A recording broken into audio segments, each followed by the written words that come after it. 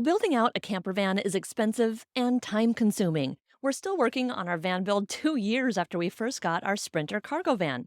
But what if I told you there's a way to live the van life at zero cost? Tempting, right? Well, that's what we're talking about today with van builder and YouTuber Nate Murphy. Let's go. Welcome to the Wayward Home Podcast, all about van life, boat life, and nomadic living. We'll bring you tips, interviews, and stories from the road and on the water. Now, here's your host, Kristen Haynes. I'm Kristen Haynes with thewaywardhome.com. I spend half the time in my Sprinter van and half the year in my sailboat in Mexico, and I hope to inspire you to live nomadically as well. So, what if I told you that you could live van life at zero cost? Sounds like a pipe dream, right? Well, we actually have a van builder and YouTuber, Nate Murphy, here to tell us that living that zero cost van life is actually a possibility, which is really exciting for this episode of the Wayward Home podcast. Nate lived out of a van for 4 years and has been building out vans, products, and homes for 18 years. So, Nate, I'm so excited you're here and joining us on the Wayward Home podcast today. Well, thank you for having me, Kristen. It's a real privilege to be on your podcast. Awesome. So let's just go back to the beginning. And what originally inspired you to start living the van life? So originally, we're going back like 10 years. I was living in London and I was mostly running my own businesses. And I just kind of really wanted to shake things up and just change my life. So I left London. I decided I was going to focus on rock climbing for 3 years. This was like a passion that I had for a long time, but never dedicated all my time to. So I thought, okay, I save some money and I'm just going to go and I'm going to see what happens. So for the first year, I'm sort of just traveling, backpacking, some long-term Airbnbs. And then I came back to Europe and I'm like, okay, well, I want to find a way to travel cheaply and effectively. And the van is a common choice for climbers. So it was sort of felt an obvious path to go down to some extent. So I bought a van, I fitted it out. And that was the start. That was the start of my van life. Just a way to kind of focus on my passion without costing an enormous amount and being really flexible with my life. Oh, for sure. And so that whole time, were you living van life over in Europe, or did you also go to other places as well? So actually, I was pretty much using the van at a base for probably 6 to 8 months a year. I was in the van, and then the other like 4 to 6 months, I'd probably be like on another continent. So I was in Yosemite National Park, so I'd do seasons there, and then I'd maybe go to New Mexico, and then I'd be in Asia. Then I come back to Europe, and there's my home. My van has been parked up somewhere, and I'm back in the van for like 6 months or something, and I'll do like a Chamonix season or something like that. So the van was like replaced a home, so it was like a base for travel, but also to leave and have all your stuff in and come back to. Which is very different if you were like backpacking and things before, because there's only so much you can carry. And if you're doing a lot of climbing, if you've got a big wall in, you need a lot of big wall in equipment, porta ledges and huge bags and tons of gear. You can't have that flexibility and travel all the time if you're not living out of a van or something, or have a place. Yep, that is so true. And so you built out this van on your own, of course, right? And was that challenging, or what was that like for you initially to jump into the van build space?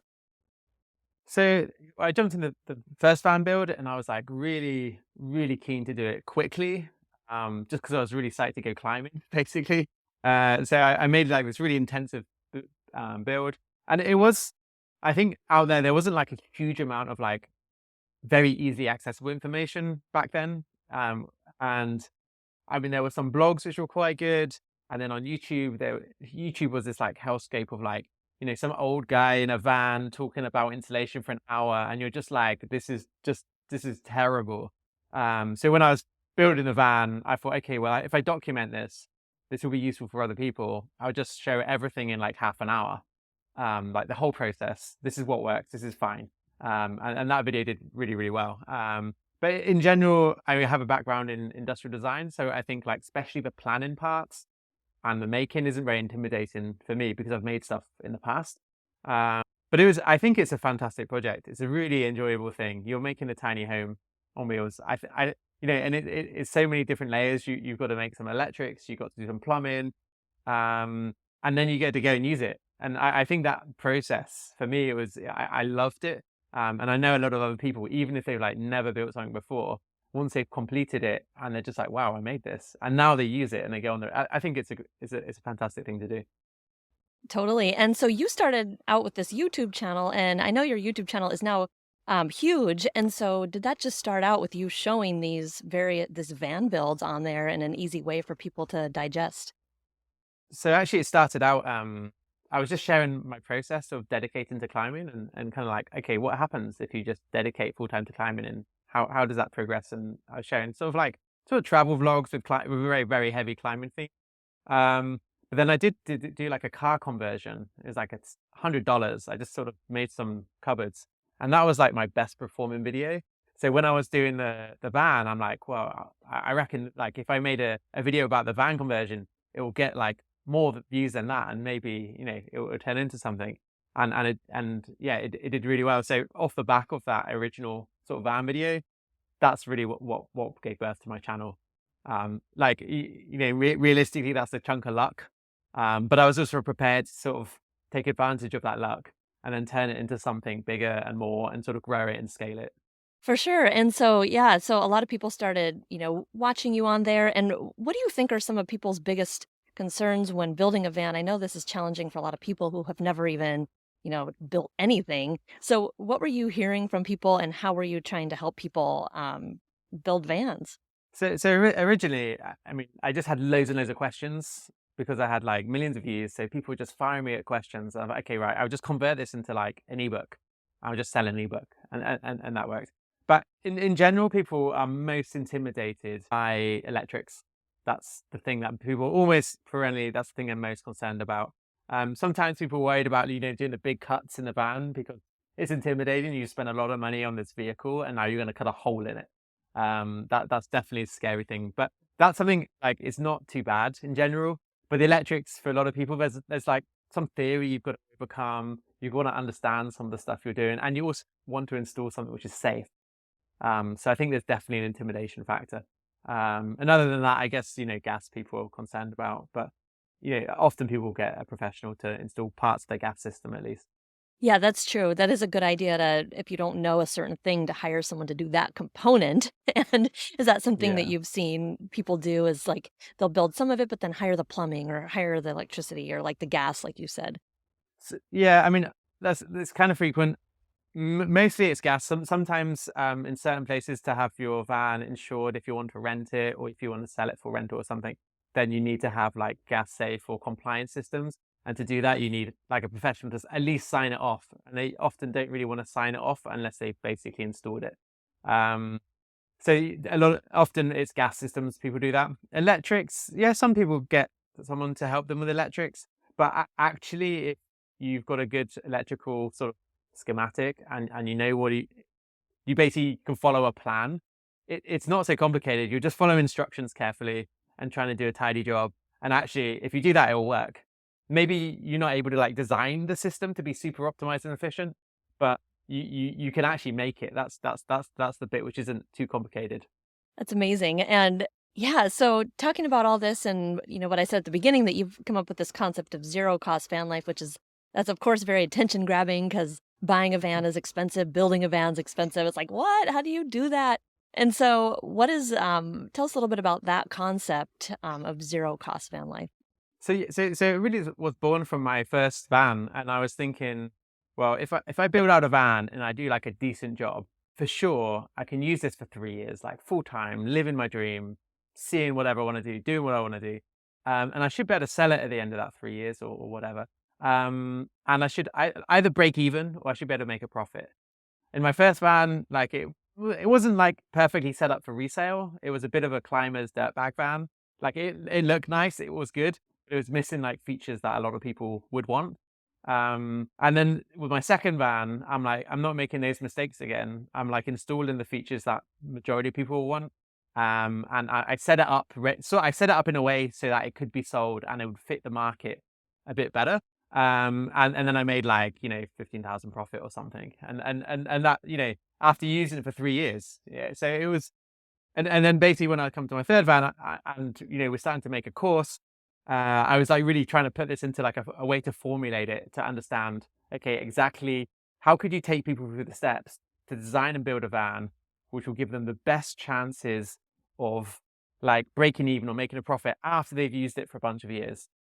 Because then, you could buy a van and you're like, okay, it's costing me a lot of money, but it won't really cost me money because later I'll sell it for profit or I'll break even. So basically that makes like owning a van ownership free.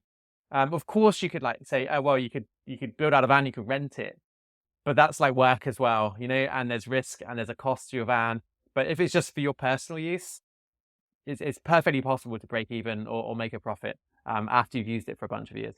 Yeah, I love that concept. And probably the first part of that is choosing a van that someone's going to want to buy. So you have to put some effort and time into picking probably the right model. And how do you coach people, or what do you suggest for types of vans that someone should choose for resale? So I think this also is like sort of depends on where you are in the world. So there's like a slightly more limited set of vans really in the States, and there's a bit more variation in Europe because you have a lot of panel vans used for basically everything in Europe. So it sort of depends on that. But I guess really it's not so much the type of van, it's more about the feature set and the mileage and how much you spend. So I've got this like what I call like the golden rule, and basically the golden rule is like really rule of thumb, but you shouldn't spend more than like 50% on the build of the base vehicle cost. So if your vehicle costs you 20,000, don't spend more than 10,000 on the build, because the vehicle would depreciate all your stuff. So if you did the inverse of that, you spent 20,000 and you bought on the build and all the kit, and it cost 10,000 van, then when that $10,000 van's got like a huge mileage, the people buying, they don't care. They don't really understand how fancy the kit is. They'll just see an old van and they won't want to pay the money that it's kind of technically worth. So it's like looking at for like how your budget, but then the other aspect is, which is really important, is like realistically, what are your skills? Like if you're gonna want to sell a van at the end and you want to sell it for like $100,000, you've got to make some pretty like nice features, and you've got to have a like good high level craftsmanship.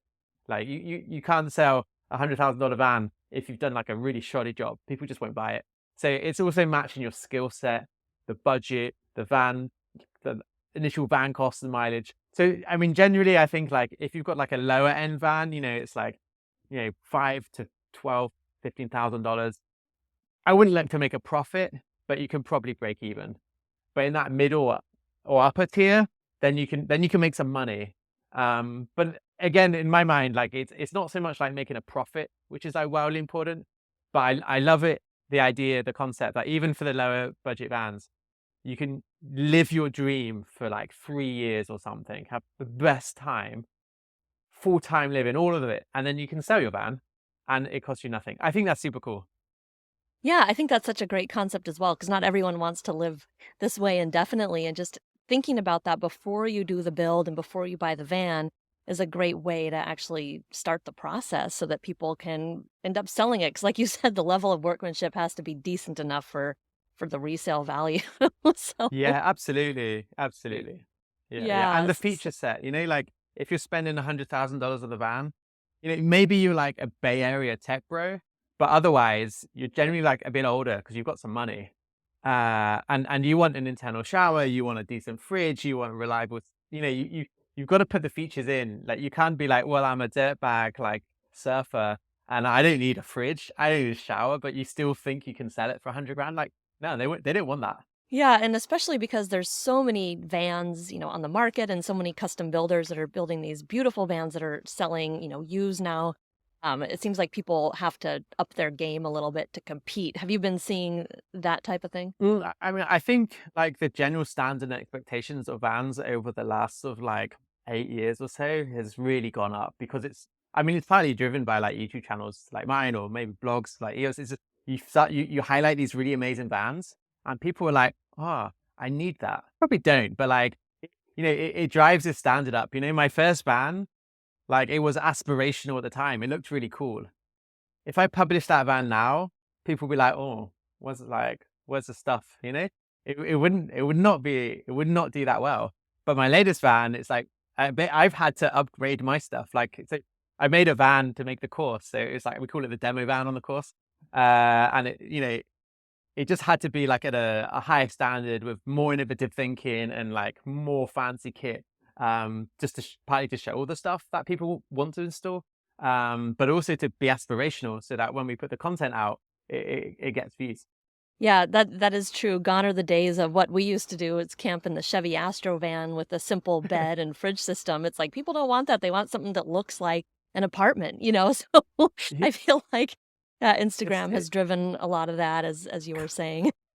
it's kind of insane. I think really what it is like the consumerism of like consumerization of van life. You know, it's like gone are the days where people like, oh, I'm going to make something, I'm going to live a bit rough, and it's like people want the things because they've seen the things. Like desire is pretty mimetic. You see it, you want it, and people. It's very easy to get into this track of mind where, like, you see what's available and you think, wow, if I don't have a bed which zips up and down and, you know, like 2000 amp hours of lithium batteries and everything else, I'm just going to be miserable in my van. You know, it's going to be rubbish. And it's not true. Like, I mean, maybe if you're like really, really low ability to like take discomfort, but in my mind, actually, I think it's all a bit of a misnomer. Like, often, like the more basic it is, the better the adventure. Like luxury and comfort somehow takes it away. Like I felt my first van was the best van for climbing travel. My current van, oh, it just feels too fancy. You know, it's a weird thing, right? Maybe this is like a problem I have, you know, but like it's it's where's the adventure when there's like almost like no suffering? You know, there's nothing can go wrong. It's like got so much power and so all this stuff, and you're like, well, it's just like being in an apartment. I don't know. Yeah. Yeah, that's funny you say that because, yeah, I do still think of van life as kind of going back to basics and giving stuff up because once you regain those things, they become like incredible again. Like we don't have the running hot water in our van. And whenever I get Yeah, running yeah. hot water, I'm like, oh my gosh, I really appreciate it. And Yeah, I yeah. think, that's part of the van life allure to me is taking that step Mm, back out of modern society and being like more like a backpacker where I have the things that are more comfortable than a backpack. But I don't need, yeah, like, the yeah, fanciest things that are out there right yeah. now, so it's kind of funny, like you were saying, that trend is the more fancy, Yeah, so I mean, I mean, if you're like, say you're working full time, you digital nomad, you want just like perfect reliability, then yes, sure, spend $15,000 on your electrical system or 20,000. But I don't know. I think I think the big downside to it, and it's like people should spend what they want on the van and have the fanciest vans they want. I'm like 100% on board with that. Cool. But what I worry about is that people see all the fancy stuff. They think they need the fancy stuff, otherwise they can't have an adventure or it'll be horrible, and then they don't do it. That's the bit which, like, kind of like I feel makes me uncomfortable about the consumerization of van life because you just feel like if I don't have these things, then I can't do it, and if I can't afford these things, then I won't. And I feel like that's gonna make people miss out. yes, I totally agree with that, and that's why I always tell people, I started in an Astro minivan, and we lived out of that for 3 years, and it was fun, and it was cheap, and anyone can do it, and so I try to keep that Yeah, going, that just try it in any van, throw a mattress down, like, go have fun. yeah. Just like even So just go for like a week or something. It doesn't have to be like a 5 year trip. You know, I think the thing is like people build it up. You know, they build up like what they need and they build up their trip and like everything must be perfect. It's like a wedding or something, right? You know, like they start off, oh, we'll do something simple, and then like they're like $50,000 down. And they've got like jugglers like on a trapeze or something. You know, Right. yeah. But it's mission creep. It's super common, and I can't blame people for it. But it's yeah, yeah. Anyway. Yeah, how it is. So in terms of someone doing these builds and selling, not even to make a profit like you were saying, but to break even, like what kinds of components do you think are necessary now for a van build that someone can break even on? Um, I think what the buyers are looking for now, in general, they're looking for something which is aesthetically nice. That doesn't mean expensive, but it's like do a nice design. You know? Like Google pictures of like luxury chalets and just kind of rip off their color schemes and things, right? Um, the other thing they're looking for is usually like ventilation. So they want something air can go in and drive a fan which will drive the air out. They want a fridge. They want a shower. Doesn't have to be internal. Could be an external one, but they want it to be hot. And they probably want a heater. But it depends a bit where in the world you are for that. Um, and to have the heater, then you might be running off a refillable gas system or diesel. But I mean, I think these are like the real basics. People want that these are like real tick box things. I mean, if it's like a dirt bag van and you're selling for 10 grand, like people don't care. But if it's like $40,000, you just have to have like proper ventilation system, decentish power and solar, fridge, some kind of shower, yeah, and heater.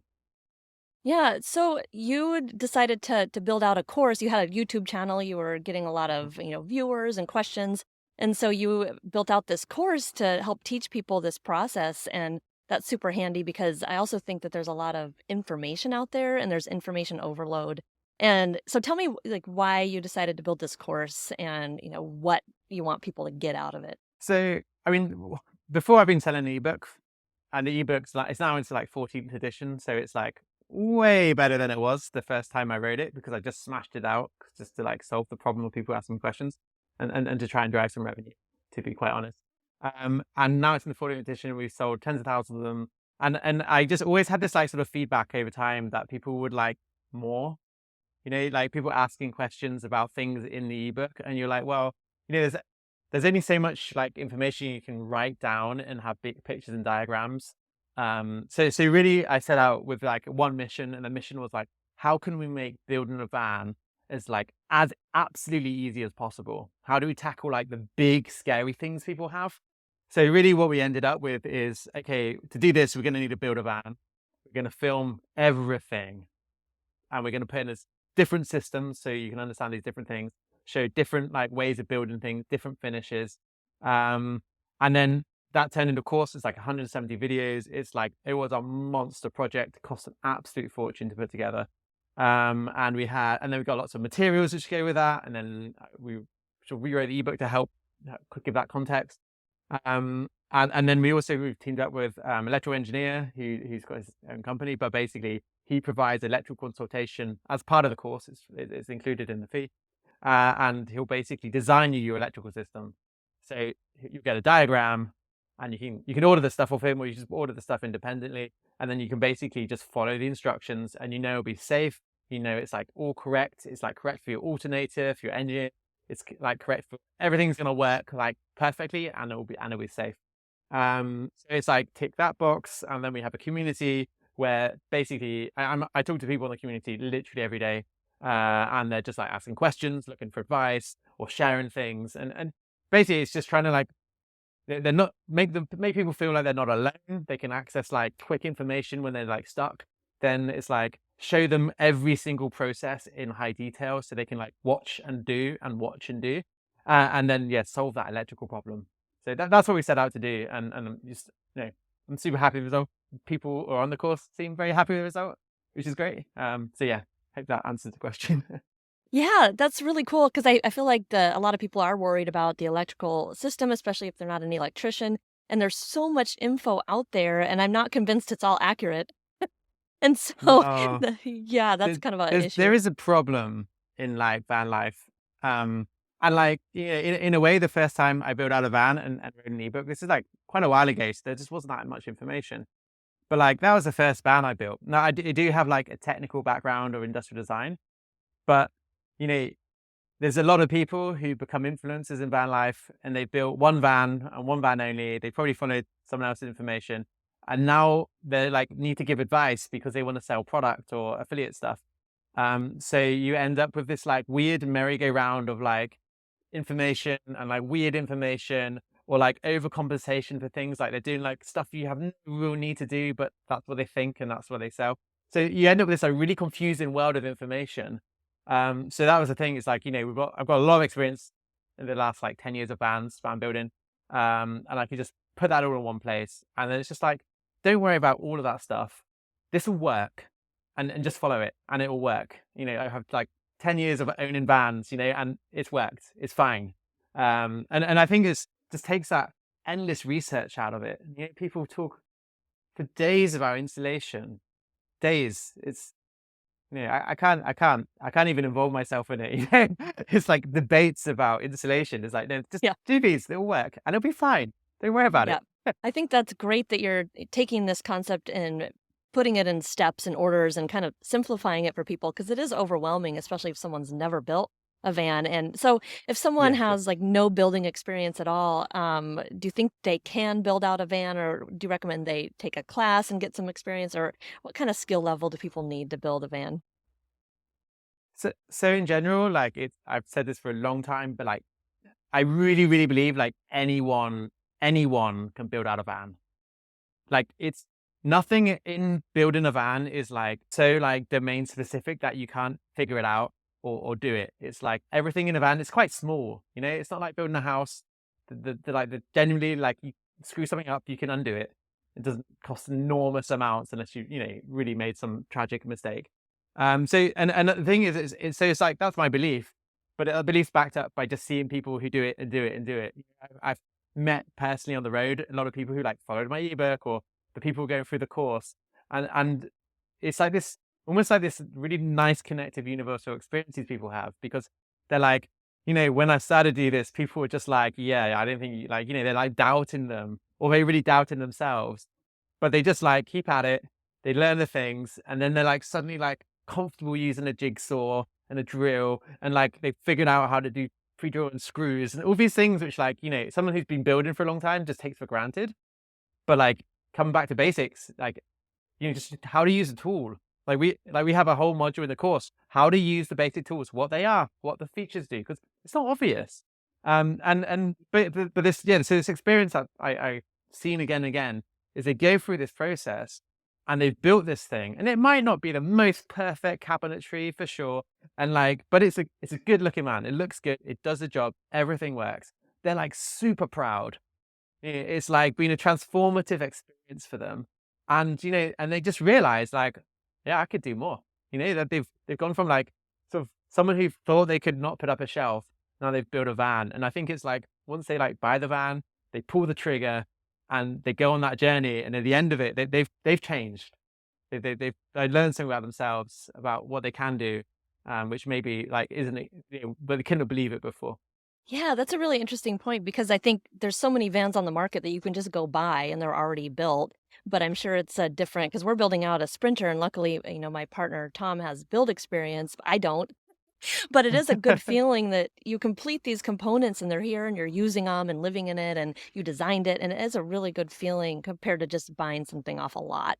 And so I think that's cool that Yeah. you've seen that. And it's a lot cheaper, That's the thing. I mean, I had some people on my course and they were like, I went to this like van build show, and like they're looking at like the vans you can buy off the shelf or like custom builds, and they're just like really expensive. I mean, if it's like, like a commercial van, they got big markup, and often like the materials and things can not necessarily be the greatest. But then if it's like a custom build, then it's like high cost labor because it's highly skilled labor, and it's like complex, and it's like either way it's expensive. So you could, Hmm. and then you're not gonna like go to a custom builder with like a slightly older van and ask them to build it out, and it'll cost you an enormous amount of money because you won't get the money back because the van's too old. So I think for a lot of people, it's like it's like like it's a financial choice, like the sensible financial choice. But also, if you do it yourself, then it does open the door for the zero cost van life, where you can basically do this and it will cost you nothing in the long run. Yeah, that's true. Because if you buy a 200,000 or $300,000 custom build, there's no way you're gonna recoup your money like at all on that. And it's insane. Like, I mean, I don't know, maybe I'm just like I'm cheap or something, but like for me, it's like, do you spend $300,000 on like a van?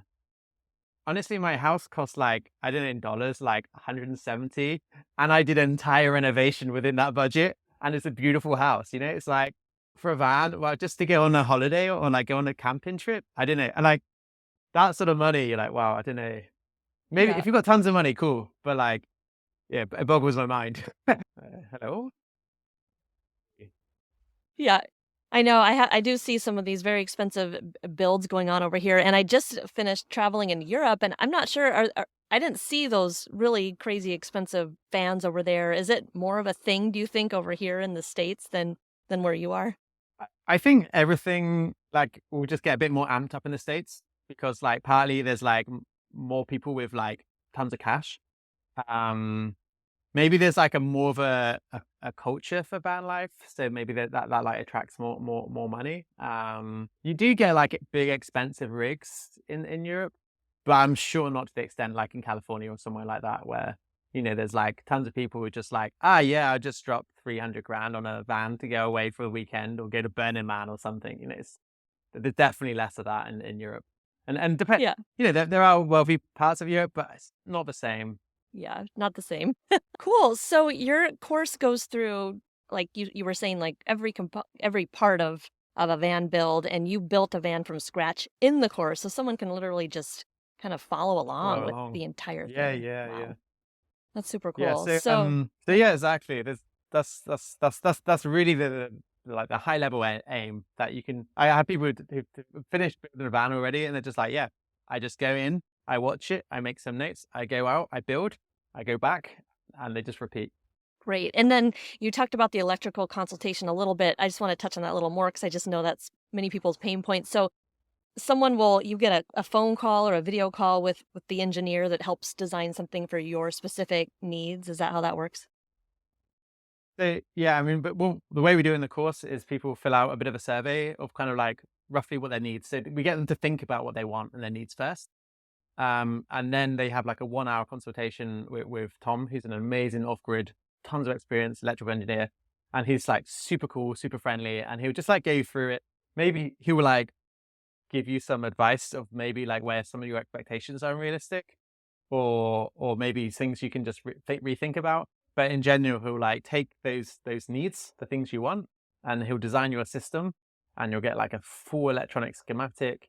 And if you want, you can buy this stuff through him, and you just basically get every single down to the lugs and cables and wires, everything in one go, and you just assemble it. That takes like all the pain, all the pain. And the other thing is because you could buy in all of the small components from a reputable supplier. Because if you buy stuff on Amazon, sometimes it's like these Chinese things, they're a bit too lightweight for the actual, like, it looks the same if you don't know what you're looking at, but it's not. It's too lightweight for the current you're putting through it, things like that. So you just know you're getting the right stuff, and you can be confident that you're putting in a system that isn't going to catch fire Wow. Yeah, down the line. that's an incredible value add to what people can get with your course. So that seems fantastic. So Yeah, cool. yeah. Yeah, so you have a webinar, a free webinar about how to live the van life at zero cost, where you can go even more in depth into this. And then you also have the course that's for sale. And so, anything else people need to know about your offerings? I'll put the links, of course, to find you in the show Sure. notes. But yeah, anything else? Genuinely, I would say if you're thinking about van life, and it's like something on the horizon, you're kind of really starting to think about it, watch the webinar. It takes you through. It's obviously like, I'm not gonna lie, it's also selling the course, and we got a nice discount for you at the end of that webinar if you watch the webinar. But it takes you through everything you need to really know or think about if you want to like go towards like zero cost or profitable van life, like how to think about the market, how to assess it, how to understand what it is like for you, where you are in the world, what features to do, this balance between your capability and the price proposition, the golden rule, all these things we sort of touched on lightly, and it would just basically fill you in with all of that. So if you're thinking about it, like, it doesn't sell you anything, you don't have to buy anything, it's completely free. So yeah, I would just really recommend anyone who's thinking of doing the van, just watch the webinar. It will give you thoughts which are valuable. I spent a lot of time Yeah. hard learning those thoughts, and so I could share that with some authority.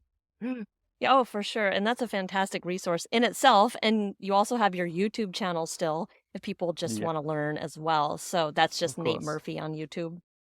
Yeah, that's right. Yeah. Yeah, yeah, yeah. Very cool. Awesome. Well, it's Amazing. so exciting that you have all these offerings now. I've heard about you on YouTube, but to have this tangible course that people can actually walk through at their own pace and ask you questions, that seems super cool. So yeah, I'm so glad that you were able to come talk about that. Really enjoyed it. So nice to sort of have a sort of face-to-face thing. It's kind of funny. You're in the van and I'm in the house. It should be the other way around at this point. But no, really appreciate it. And yeah, thank you so much for letting me come on your podcast. Yeah, fantastic. And I'll put all your links in the show notes. People can find you and follow you. And I'm really excited to go check out the course and also look at some of your van builds again. So thank you so much for joining me. And yeah, have a wonderful day. Thank you, Kristen. All right, see you later. Remember to head on down to the show notes and sign up for Nate Murphy's webinar on zero cost van life. And if you're ready to get building right now, I'll also add a link to his course, which includes step by step tutorials on building a van, plus an electrical consultation and help, and access to Nate and a larger community. A really good deal, if you ask me. Well, thanks so much for listening to this episode of the Wayward Home Podcast, and I'll see you next time.